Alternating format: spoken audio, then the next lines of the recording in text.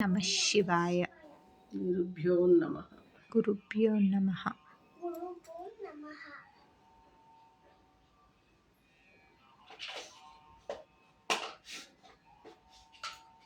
అష్టసిద్ధుల గురించి బాబా అంతర్ముఖమైనటువంటి నిర్వచనాన్ని చెప్పడం జరిగింది.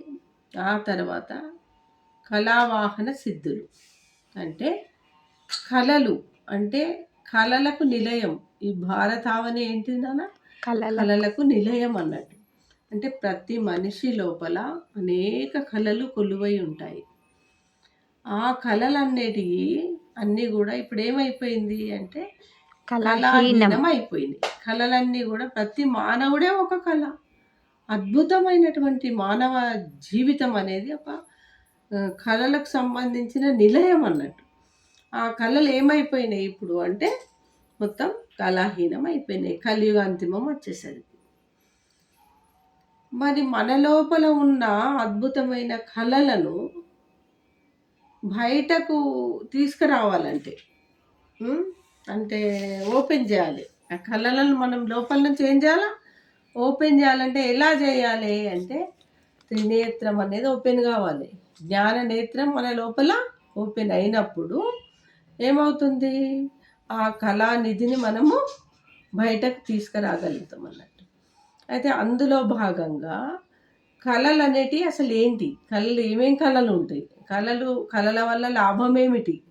ఆ కళలు చింతించడం వల్ల మనము ఆ కళల యొక్క జ్ఞానాన్ని తెలుసుకోవడం వల్ల మన లోపల నుండి ఎలాంటి సిద్ధులు ఉద్భవిస్తాయి అనే దాని గురించి ఒక్క 5 నిమిషాలు నేను చెప్తాను.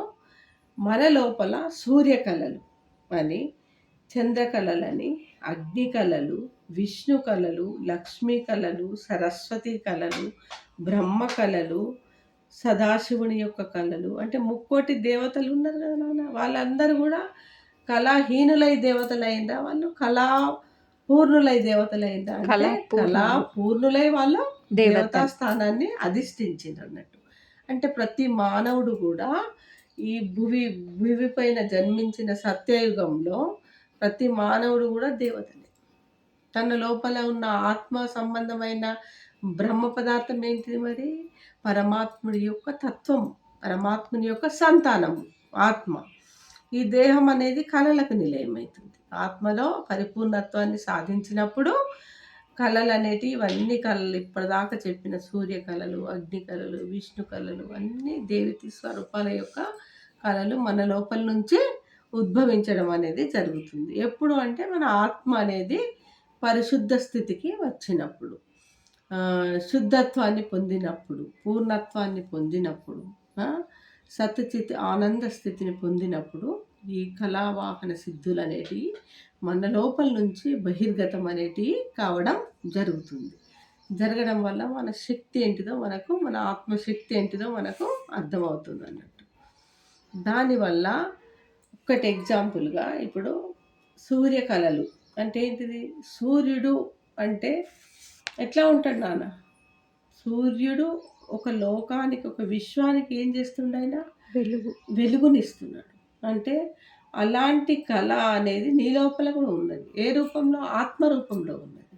అంటే అలాంటి సూర్యులను కోటి సూర్య సమప్రభానున్న శ్లోకము. అంటే నీ ఆత్మ అనేది ఎన్ని కోట్లతో సమానం నాన్న?